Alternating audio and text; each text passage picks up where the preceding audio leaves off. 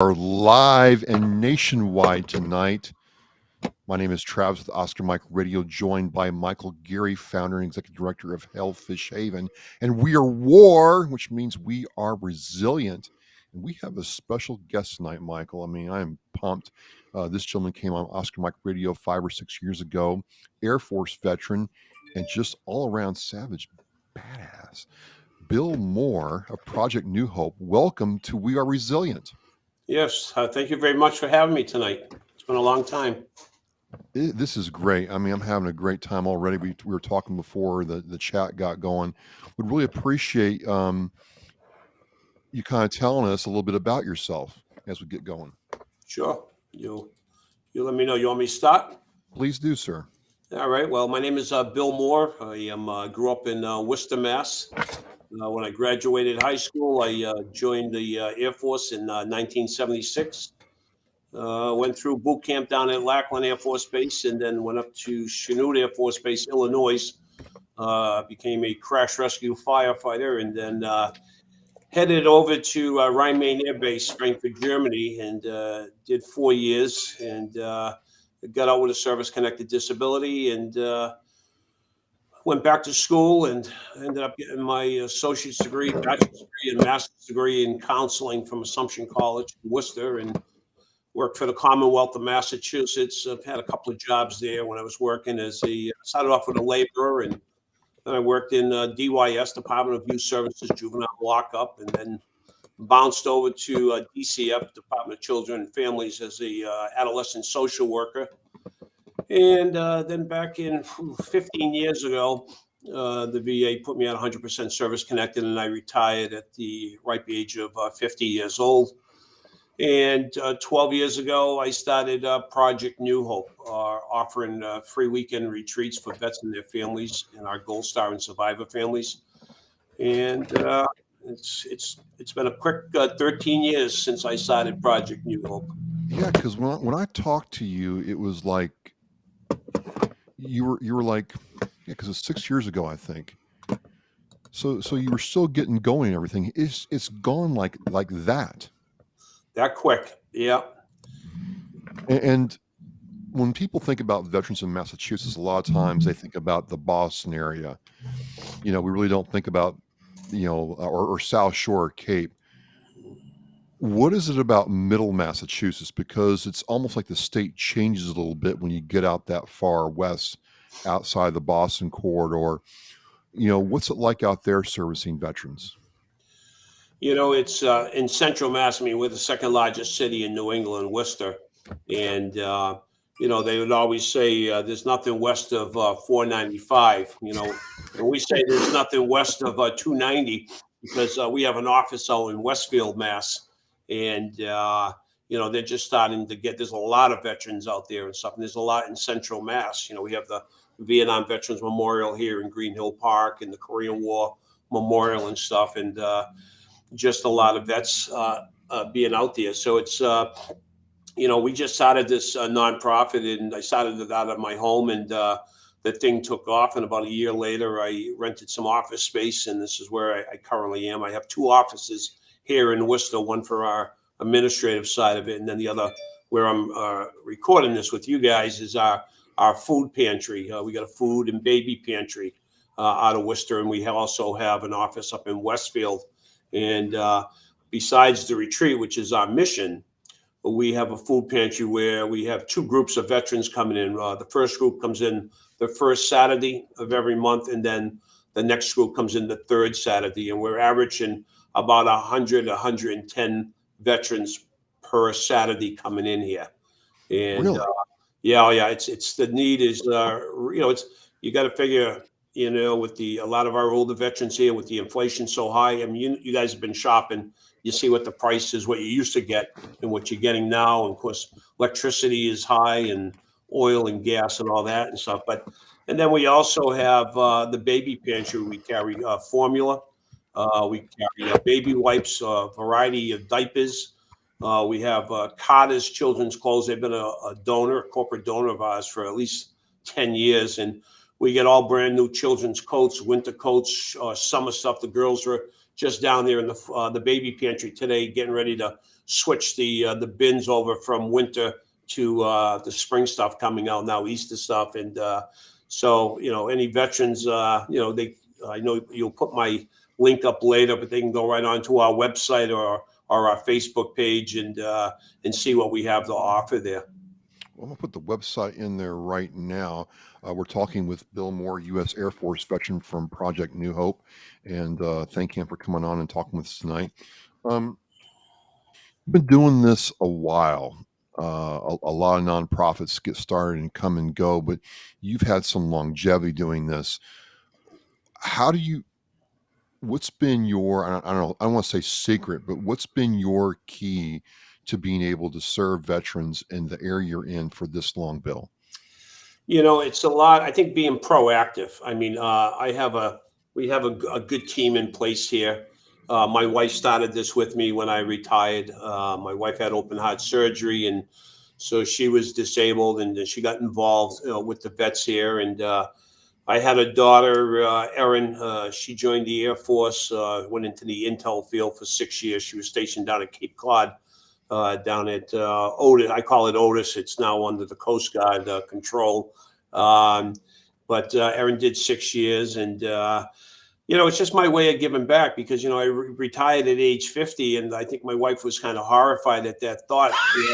Well, it was I was working full time for the Commonwealth of Mass, and then I was working 2 part-time jobs. I was a adolescent therapist working with Arbor Counseling, and then I worked part-time with the Seven Hills Foundation, working with the mentally ill.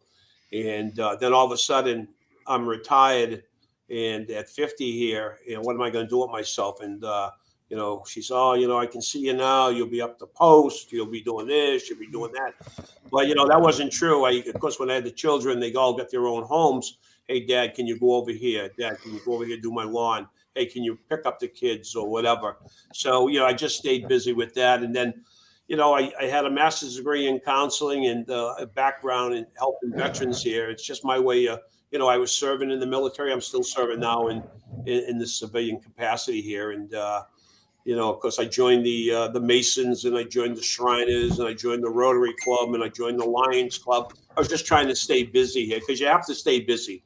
It sounds great when we say, "Oh, geez, I'm ready to retire," and then you retire. I mean, that lasts for maybe a year or so. You're farting around and stuff, but you got to get active because you end up putting on weight here, and you end up you don't need it. It's not healthy. So just being proactive, and we're very active on social media, just posting a lot like what we're doing because I want our donors to know what we're doing out there, and we help out. We with the food pantry here, we get a lot of donations. So I see my buddy Matt. He's Yeah. the director up at Quinsigamond Community College, the veterans director, and Matt will come down here on Fridays, and we fill him up with non-perishables or whatever we got here, and he brings them back up to the college for their veterans food pantry they have in his office there. So we try to give back that way there. We're very we give stuff out to Westover Air Reserve Base, the 104th Fighter Wing, Hanscom Air Force Base. We help out where we can, and it's all about awareness because we can't do what we're doing. We got to partner with our other organizations, and Matt's been a great advocate, and also Matt's on the board for Clear Path up at Fort Devens.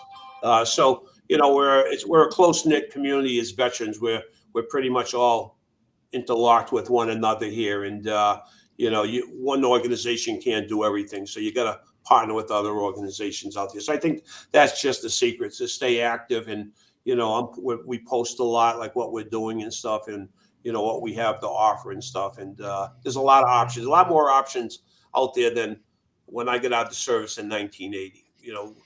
It's almost, we had the veterans prior to us, they paved the road up to, like I say, at this point. Now I'm paving the road up to here. Now it's the younger guys that and women that have to pave the road to keep it going. And what I'm always promoting, I'm also the commander of the Vernon Hill American Legion Post. And my message here is that the veterans from 9/11 on, they need to join the DAV. They got to join the American Legion. They got to join what I say, the Disabled Vets, the Legion, and the VFW. you need to join these organizations because, we're 65 now. I'm 65. We're getting up there. What happens when you're our age, these young veterans from 9/11 on here, when they start taking our benefits away and there's nobody advocating in Washington for our benefits? You're only going to have yourself to blame here. So my message is to get out there and join these organizations here because, we're strong when we're all together. It's funny you mentioned that because I'm watching this event in Canada, similar to the House of Representatives and the Senate meeting together, and the Prime Minister had gone through and said, you know what, we're gonna roll back some of these veterans benefits. We're not gonna fund them anymore. And these senators, for lack of a better term, are saying, hey, these guys need our help. They served our country. What's going on there? And with a stroke of a pen, that was gone. And I don't think, to your point, a lot of people see how easy that is, or it can happen. Yeah, absolutely. It's not like I always say, it's not the post when my dad belonged there after the Korean War. As the commander, what I'm trying to do is get involved. It's not just about us veterans here. It's about getting our spouses and having programs in the Legion, the VFW, DAV for our children as well. And we're starting to see the organization, including I call it wraparound services, wrap the whole family around together. And we have activities at the post there and try to introduce that to bring these younger members in. But they're a little hesitant. And then, of course, we do the yellow ribbons in the state. When the pre and post mobilizations and stuff, we're out there at the bases and doing that stuff. But no, Bill. I was a past commander in Post 93 Foxborough American Legion, and I had a lot of trouble when I was commander with the trustees, like not wanting to change in the ways that they had, and we wound up eventually losing our building because of it. yeah, it's I see that with some other organizations where the old timers in these posts and stuff, they feel like it's their money, like it's like don't touch that money there. Well, it's there to help out our fellow brother and sister veterans here. And a lot of people they got the tunnel vision. They don't want to change. They like the system, how it's going. But, there's a lot of posts that are closing up because when they don't have the membership, they don't have the people are not signing up to support. It's almost like the churches. You see the churches, they're shutting these churches down. Well, as an Irish Catholic growing up on Grafton Hill in Worcester, my parents used to, excuse me, bring us to church every Sunday and stuff, and you'd be supporting the church there. And then when the diocese says, well, we're shutting down the church because there's not enough participation, we can't support it, everybody's up in arms. Why are you closing the church, blah, blah, blah. It's too late then. And the same thing is going to happen with the VFW, the American Legion, the DAV, these posts here. And that's why I emphasize we got to support these organizations. They've been there since our fathers and our grandfathers have been there. And we got to support it because once we're gone and these posts start closing up, you'll have nobody fighting for you. Like Mike just said here. I mean, Travis just said here, it's over and it's too late then. So, yeah, I think we've had some roadblocks there, but I mean, I think they're starting to open up to change and seeing what we're doing. Change is hard, when you're used to doing the same thing over and over and over. And a lot of our veterans are, they're old, World War II. There's not too many of them left here. And now you got the Korean War vets and stuff. I'm a peacetime vet. I was in 76 to 80. I'm 65 now. I mean, I'm like, where the hell did the time go? Yeah, I definitely see like it's usually about a 10-year time between somebody leaving the service and they start getting active with the the veteran service organizations. Right. And I definitely encourage guys to when they do get out of the service connect then, like don't wait the 10 years. You're welcome to join these organizations as soon as you get your 214 in hand. Right. Yeah, absolutely. I agree. Matthew says go ahead, Mike. Because we need that lobbying, the lobbying that the Legion, the DAV, the Paralyzed Veterans of America, the Legion, and the VFW all do down in Washington is immeasurable. Like they are the ones that made the Push the Pact Act. Yeah, absolutely. But that's my PSA for the American Legion and the VFW and the DAV. But even if they sign up there, I think our dues is $40 a year.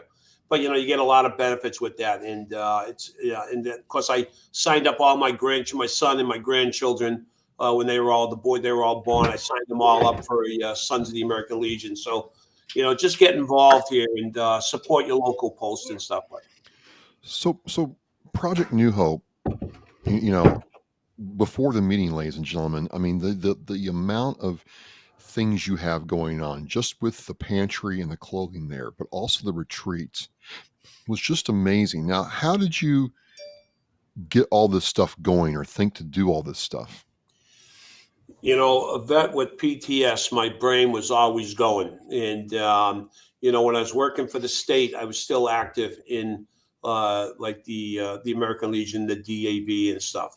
And so I was always looking as a social worker at the time because I'd come across veterans that were involved with DCF and stuff and trying to get services in place. And then when I was getting ready to retire here, then I started, online. I'm looking for stuff here, and then I came across a Project New Hope out in where was it, Wisconsin or something. And I reached out to the gentleman out there. I think his name was Bruce Billington, and I flew out there and I attended one of their retreats. And he says, "Why don't you start one in Massachusetts?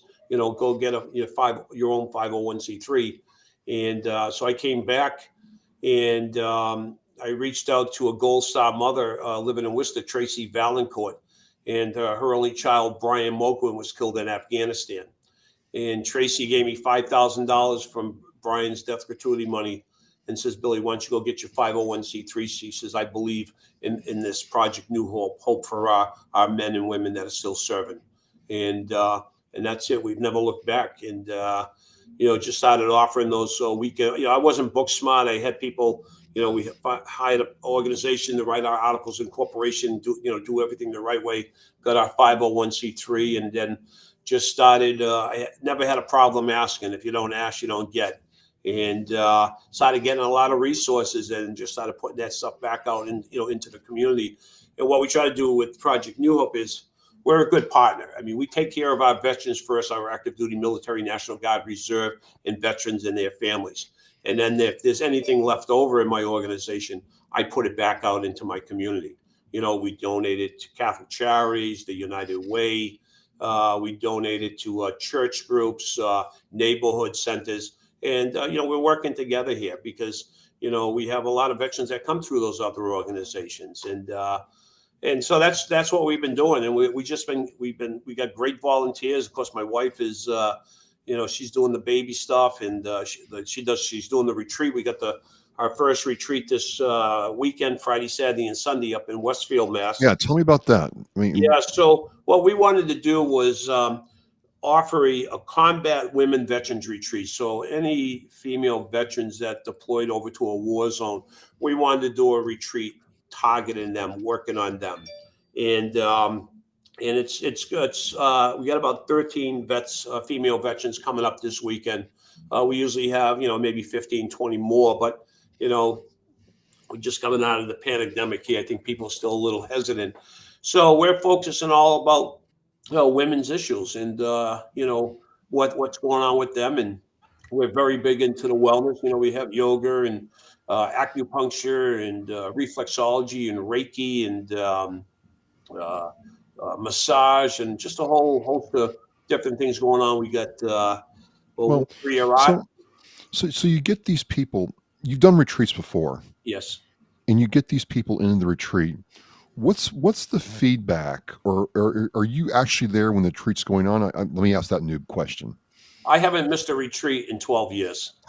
Okay, so yes, you have. And So if you go on our website and you click on the retreats, I'm gonna post the link right now. all the retreats will come up. And then you look at past retreats, you can click on that and it will show you pictures of that retreat and testimonials from the veterans that attended those retreats. And we do that like that after action report. We take the testimonials from the veterans. We do a pre and a post survey, what they're getting out of it here. And so it's been pretty successful. And it's, and I think one of the things that help as a veteran myself, you kind of break down any barrier because as veterans, we're going to always connect. And I think maybe in my case here, as veterans, I'm not maybe forthcoming with my wife. I keep a lot of stuff inside, but I would talk to you, Travis, before I would talk to my life partner. And I think that's true for a lot of us veterans here, because I think it's that camaraderie between one another here. But then we have our spouses out there, and they're the ones that they're living with us, and they can't figure us out, and they can't do it anymore. And then they come to one of our retreats, and now they connect with other spouses going through the same thing that they're going through, because we're going to connect with one another. I mean, we'll razz on each other, different branches of the services, all that. But, one fight, where, you say something about one of us, we're all there together. And what's great about it is seeing the spouses connect with one another, and that's powerful. There's a lot of healing going on right there. And then, of course, when we do our family retreats, you got the kids, and then, of course, the kids are all bonded with one another, and they just so it's I think that's what's working. And but we've done we do women veterans retreats, and then we're doing we do family retreats, and different any topic that veteran would go through, PTSD, TBI stuff. We've been doing the retreats for about 12 years now. Matthew says, very excited to go on one with my family, and in June, the first time, and it's long overdue. So you have these retreats, and then what happens when the veteran leaves? Do you ever hear from them again? I mean, do you see the change the retreat brings to their lives? Yeah, I see a lot of them. A lot of them sign up for our social media. Like I said, we're very active on social media, so we'll post stuff up there, and we'll see people liking stuff. They might not. Some will send a message, or like Matt's. We can't wait to have Matt up there at Old Orchard Beach, Maine, for our family retreat, about 2.5 blocks from the ocean, and that's we're at capacity for that retreat. We have a waiting list, but yeah, it's just I just think it's a lot of healing going on, and it's working. And I alluded to you, Travis, before when we went on the air here. If they tune in, they sign up for our newsletter on our website, they go to the contact tab and put in their name and email and stuff. We have a newsletter that comes out on the first of every month, and it's also, you can find it on our website, past issues. We're going to be hosting a brand new retreat in October. And I don't want to let it out of the bag. It's totally different than anything we've ever offered. It's brand new what we're bringing here to the New England area in Massachusetts. And it's for male veterans. And we can only take 10 veterans for this type of retreat. And I'm going to leave it at that. So next week, when the newsletter comes out, we'll be introducing this new retreat that we're doing. And I'll just leave it at that. I definitely support that newsletter as well. I get it in my email inbox every month, and there's always some information that I take out of it. So I appreciate what you guys do there, Bill. Thank you. So let me just get on my phone here. So that retreat we're doing, and then that's up in March. Next weekend we're going to be up in Westfield. That's where we're doing that retreat. And then in April we're going to be back down in Groton, Mass, right off of 495. And we're doing a Phoenix Tales storytelling retreat for veterans. So any veterans that maybe want to put their story or talk about it and put it on paper, this retreat's going to focus on getting those emotions out of here and almost like journaling, and put it down there, and then get to speak maybe like 2 or 3 minutes, I believe, that tell your story. And so that's brand new that we're offering, and that registration is still open, and they can just go to our website and click on retreats and sign up for that one. And then we're going to be the family retreat. We're going to be up at Old Orchard Beach, Maine, in June 25th to 30th. That's a week-long retreat, and we're filled to capacity. We put that up there. I think that thing filled up in about 2 weeks. And then after that, we take a break from May, June, August 20th through the 25th is another week-long retreat. And that one is down in Connecticut, down by Mohegan, Foxwoods. It's down that area there. And the gentleman teaching this class, his name is Ceylon Green. He was a Marine fighter pilot, #1 in his class, Top Gun. And he was involved in a jet crash. When they ejected out, his wingman got killed Ceylon broke his back, and other major issues there. And of course, he was being med boarded out. And here you are, you're in the top of your class, fighter pilot. This is your career, and all of a sudden now your career is over, and they're med boarding you out. Of course, he got hooked on the opiates down in San Antonio. I think he said he was down there at that hospital. I forgot the name of the hospital. It's been a long time since I've been down there. And he sold all his possessions, and he got a motorcycle, and he was riding around out there, and suicidal, drinking, popping the medication.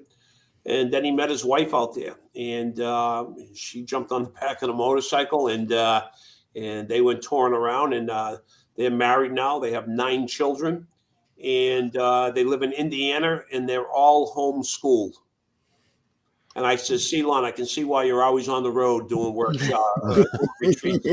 That's a And, so I invited her. I invited Ceylon. I said, Ceylon, please bring your wife and your 9 children. And he brought the family up to Old Orchard, where we did our family retreat this year.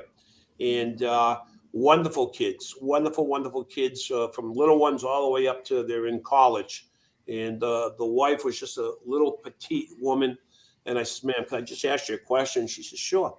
I says, did you give birth to all these children, 9 kids? She says, I did. And she says, I'm homeschooling all of them.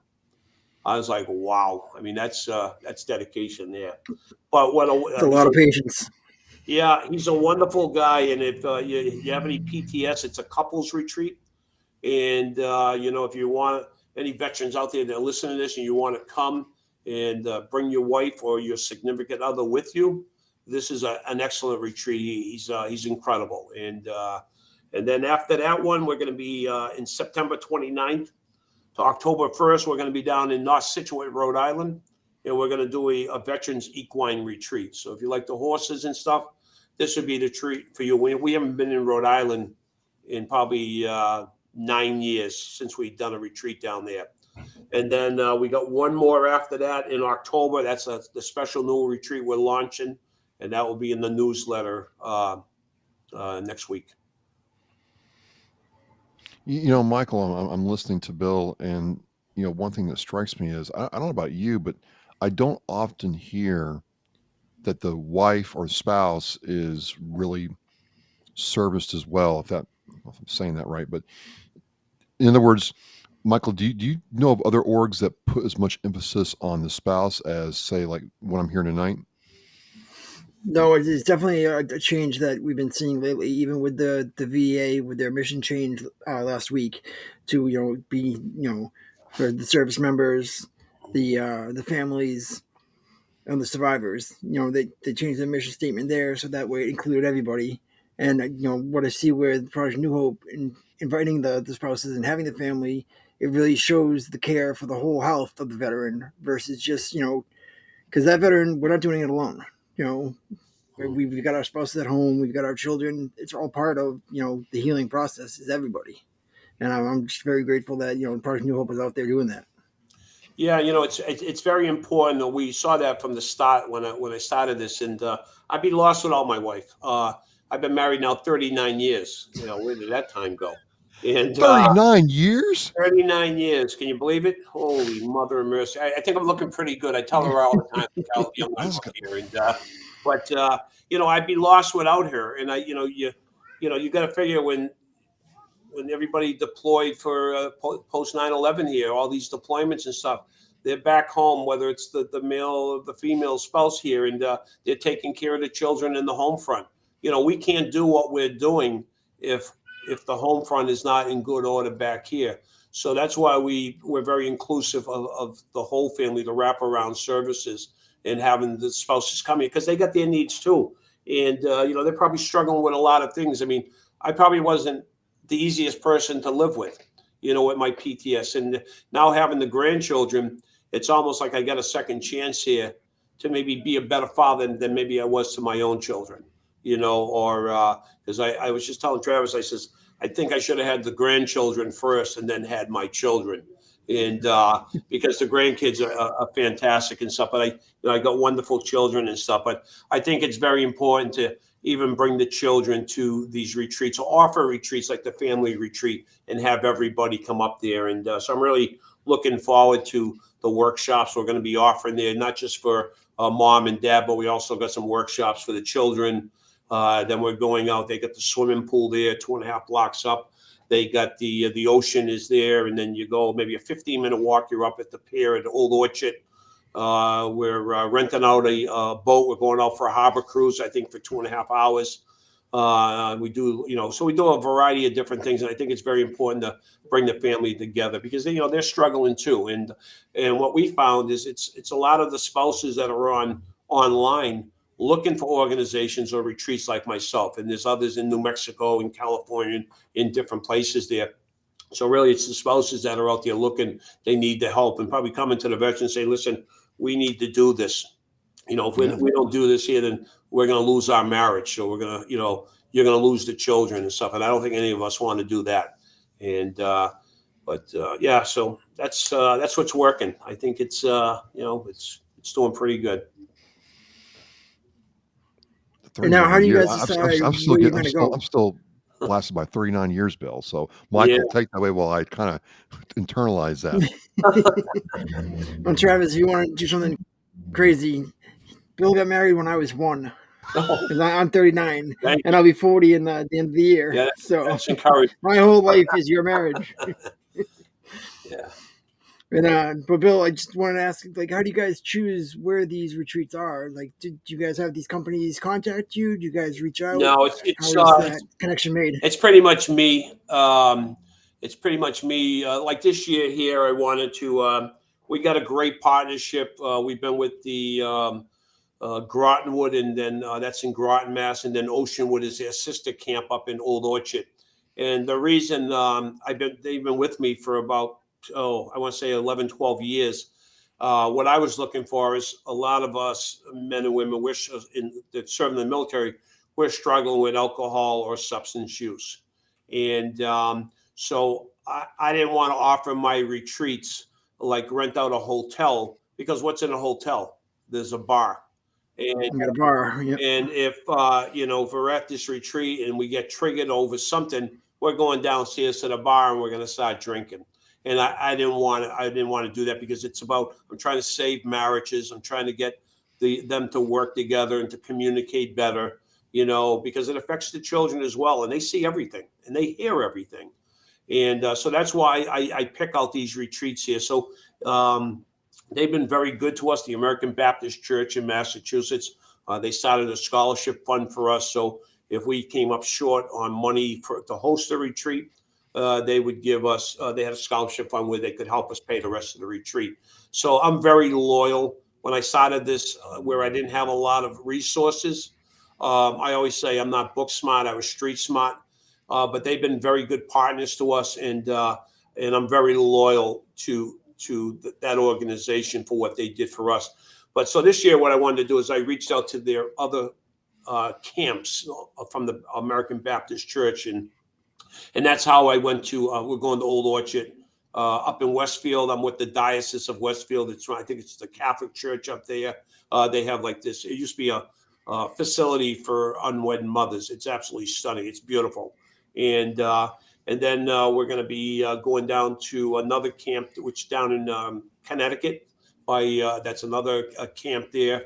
And then we're doing the one down in Rhode Island. It's another Baptist camp there, because they got, it's like the Boys and Girls Club and the Boy Scouts. They got these beautiful camps on lakefront property, and acres and acres of land where you can go hiking and ride your bikes. And that's what I want. That's the environment I want, because I want the veterans to spend time together, go for a walk in the woods, get down to the boat ramp, go out on the pontoon boat, kayaking and canoeing, to start doing things together.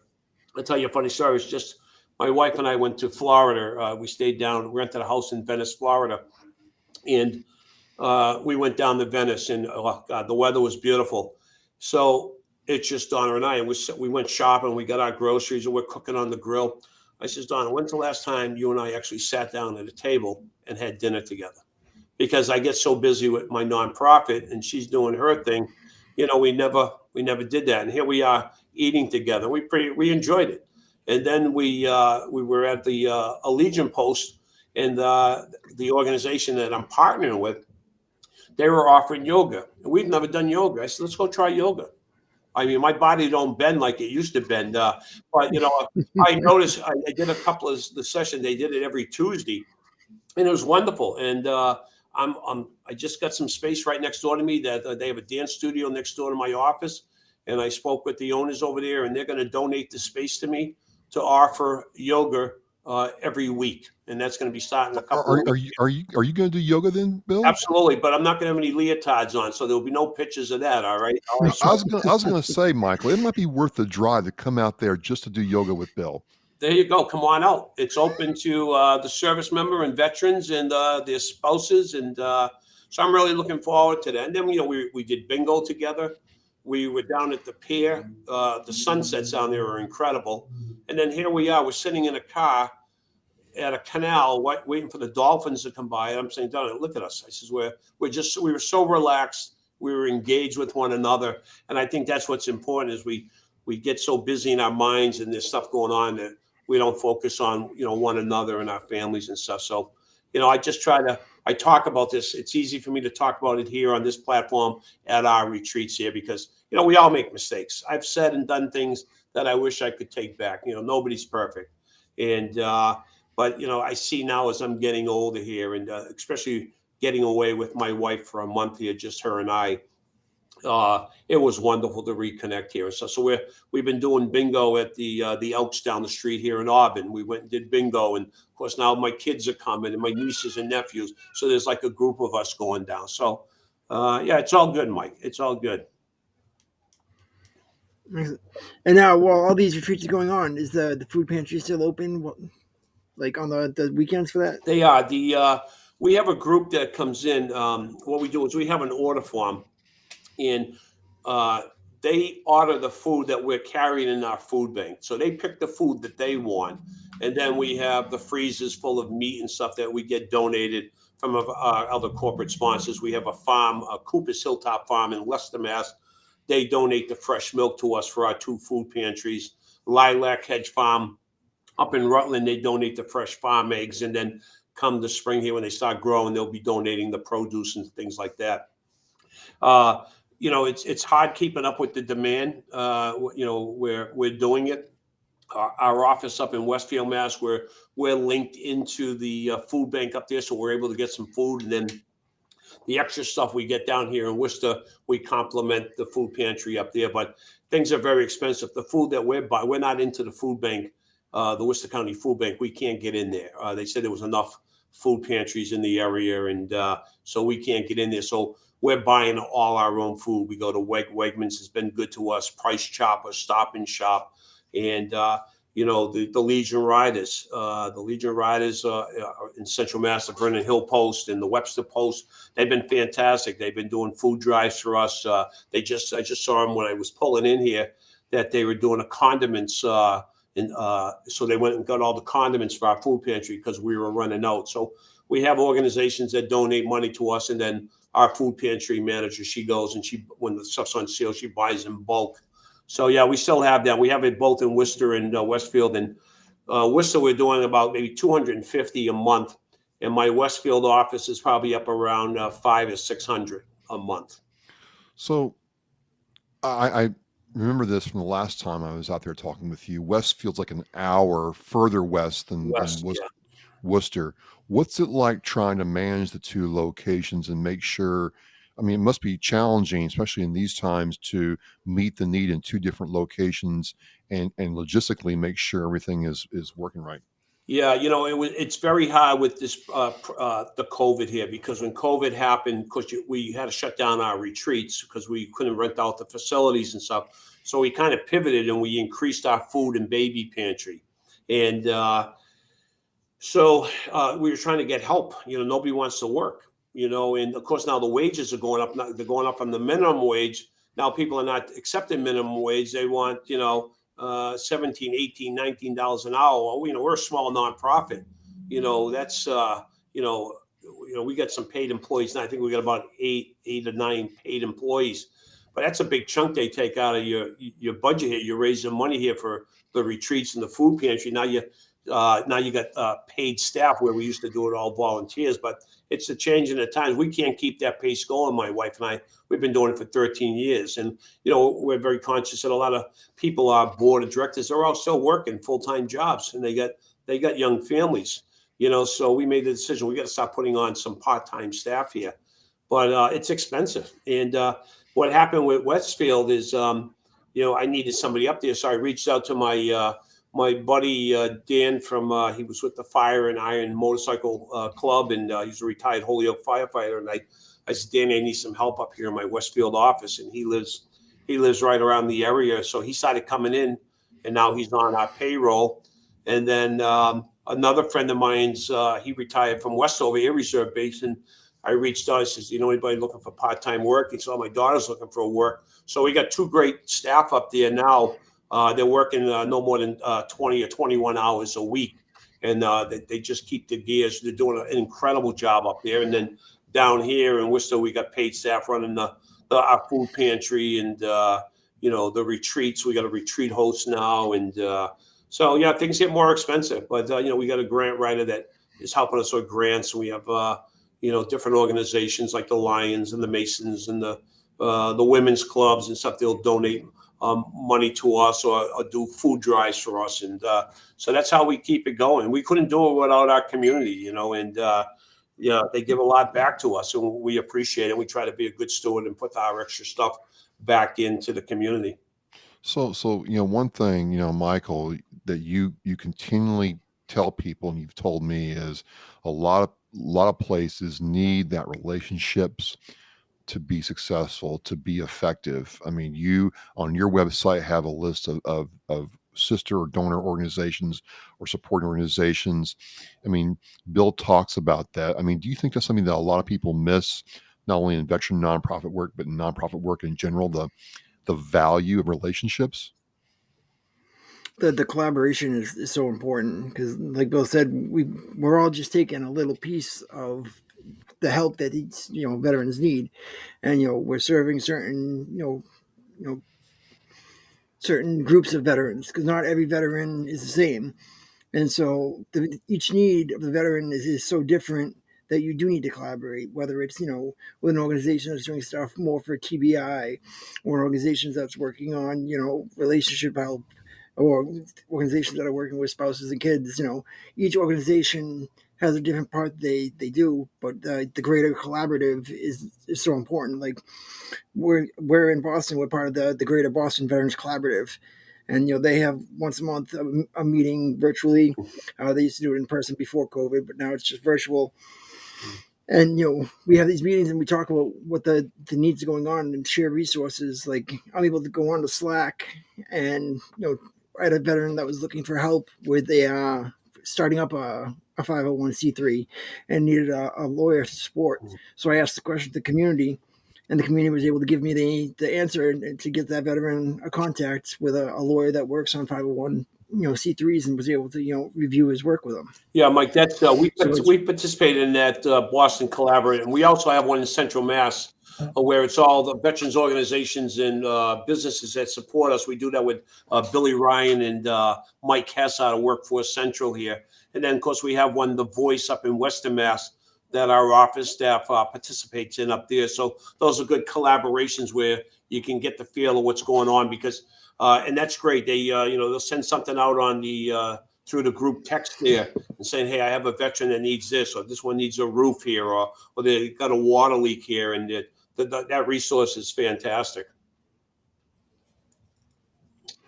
It's just so good to have like the other organizations that are around, because it's true. You run into an issue or you have a veteran come in and you want to be able to help them, and it's just we can't cover everything, and there's so many different areas that the veteran could need help in, that it's good to have those such services, whether it's somebody that knows an auto parts Right. repair shop, Yeah, absolutely. a place that'll help a veteran in need. Besides this, we do a coffee social every Tuesday. We started that over a year ago, and we got veterans from World War II to the current conflict coming for that coffee social, and they all got their favorite seat here, and Diane, who works my office there, she's an incredible baker. So she's spoiling these guys with muffin and homemade fudge and this and that. What?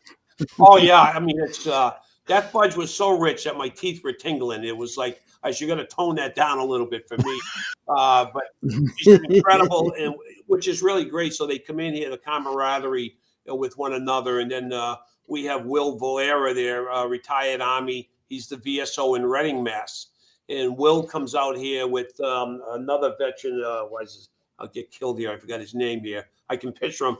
But they come out and they do claims in my office the second and fourth Saturday of every month.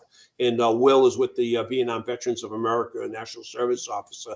So they come out to do that. So we're trying to, we're getting back to doing reflexology and yoga and acupuncture stuff back into our office. So we offer it at the retreats. We want to put it now with COVID hopefully behind us. We can start offering those things inside our office here.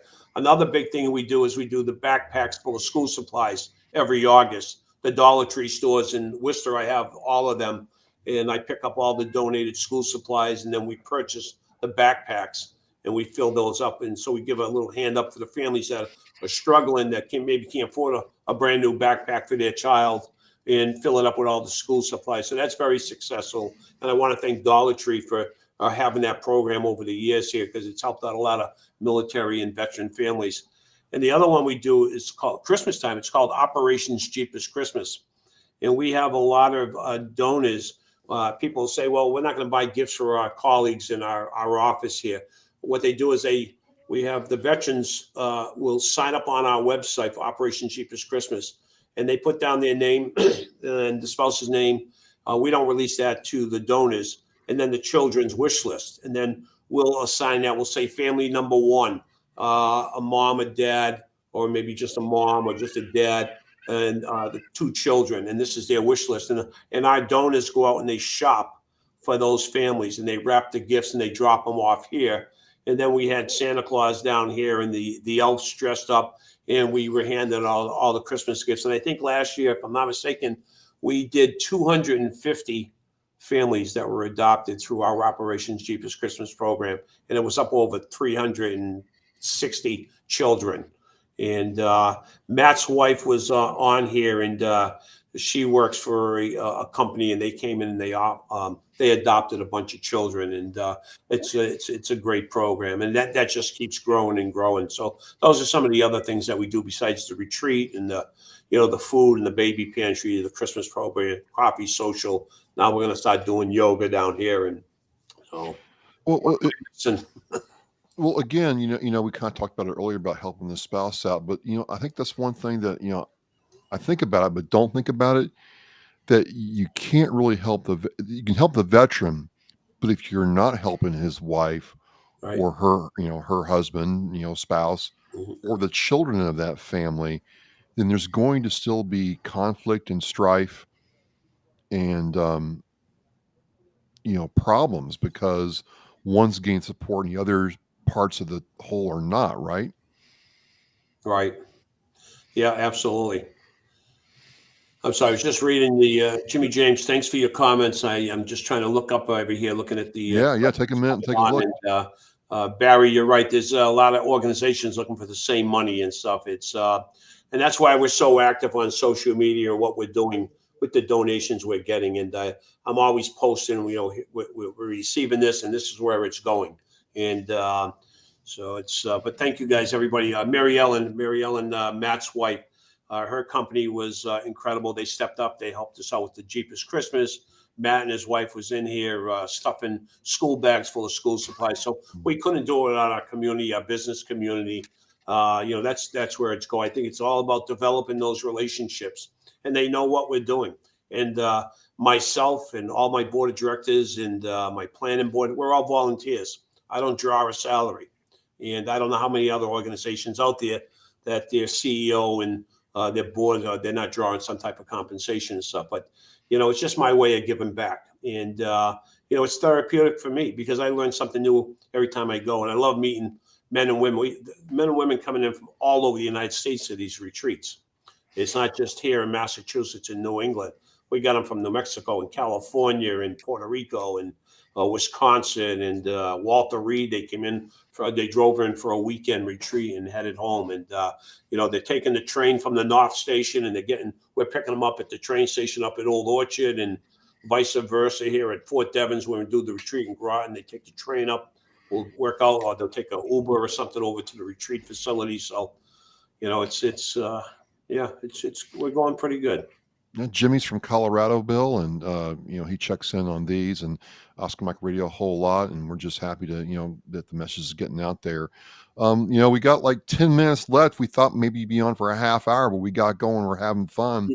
That's how this goes. Michael, any thoughts as we kind of start winding this down? Just one thing I want to make sure that you guys were tracking, Bill, is the Staff Sergeant Fox grant that is coming up again this year. Last year it was finished by May. This year again, the deadline is May. To file for that, it's a suicide prevention from the VA. Staff Sergeant Fox committed suicide at a VA facility, and they named the grant after him. It's I want to say it was $700 million to begin, and then as grants come in and get approved, that fund will go down. But that was approved last year, so just make sure that you guys are applying for that because that's a really good one. I think your programs definitely fit the definition of that. Okay, good, thank you. Mary Ellen says it's always happy to help Project New Hope, and I was asking her what company you said her company supports what you do. I'm just curious. Yeah, and I'm sitting here trying to remember what company it was. So that's all right. So that's two of us. That's two of us. We'll see if Mary Ellen responds and lets us know. All right. It's on the tip. You know what? I think it's Quest Pharmaceutical, if I'm not mistaken. All right. We'll let her confirm that. She's still on there. Quest Diagnostics. The old guy still got it. I'm telling you, Bill, you're on it tonight. All right. I ain't got that Alzheimer's yet. All right. Thank God. Thanks, Mary Ellen. I think this is the best part, Michael, about doing these, We Are Resilient sessions is I do my podcast and you have your thing you do at Hellfish Haven and bringing veterans in. We kind of work together, but you just learn so much from having somebody live talking with you. I really, I don't think I could go to a college class, get the same kind of education. It is. It's important. Like for me, I'm only in my second year as a nonprofit, so for me, it's good to hear stuff from Bill and the longevity that Project New Hope has had. Knowing that it is available and you can succeed in this, and continue to grow and reach out to these veterans, and as you grow, your mission kind of evolves to fit the need of the veterans. Yeah, thank you, Jimmy. I just want to mention Jimmy. Excuse me, Jimmy James up there. I kept leaning forward here, looking at your photo there. I have a good friend in the next town over in Auburn, Mass, and he's an Auburn police officer, and he goes by Jimmy James too. That's his alias, and I'm like, is that Jimmy from Auburn on there? I can't see, but welcome from Colorado. Absolutely. Bill, just last thing, how can people help out Project New Hope? What's the best way to do that? Well, the best way is, they can go on to, like any organization, one of the viewers said, is they can make a donation to Project New Hope, and they can go to our website, projectnewhopema.org, and just hit the donate button. Locally, if they wanted to do a food drive for us and do a food drive and drop off food. I gave Travis a flyer, but if you go on our website or Facebook, anything we put out on Facebook goes out to all our social media, LinkedIn, Twitter, Instagram. It goes all out. The newsletter will go out on all that as well. Volunteers. We're always looking for volunteers. We got a couple of schools from the Worcester here that they're bringing some school children here. I think they're in middle school, high school, and they're coming and they're helping us stock the shelves, take out the cardboard boxes, and they've been very, very helpful. We got the Boy Scouts. They're going for their Eagle Scouts, and they're doing a project.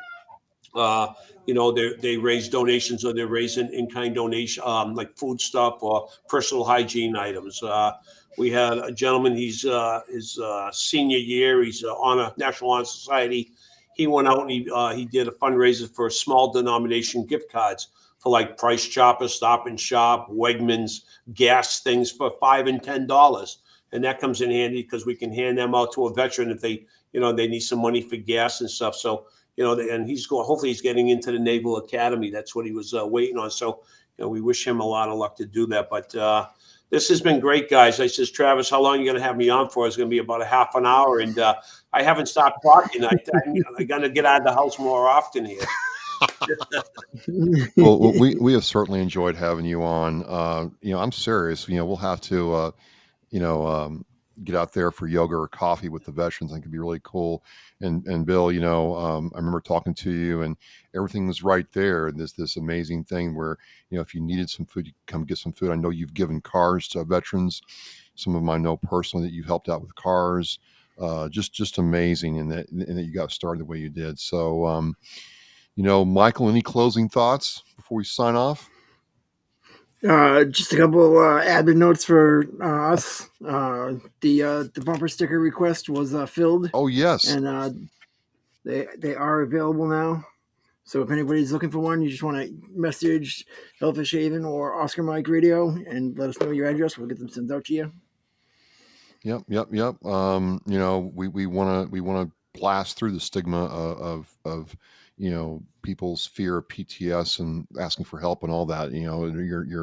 You're brave, and you've taken what you had, Bill, and turned into something very beautiful. So you're an example to us all. Thank you. Yeah, my pleasure. I mean, it's all about giving back. It's we're too young to retire and sitting in the rocking chair, and get out there and stay active. But thank you guys again for having Project New Hope on here tonight and sharing our mission and what we're doing, and get involved. No matter where your viewers live, get involved. And there's a lot of organizations, not just veterans organizations, that can use the help. And we're role models. We have a lot to give back.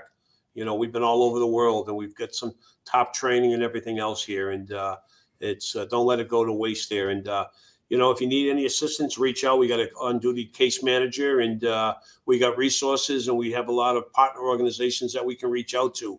And if we're not in your area, it doesn't matter if you're California.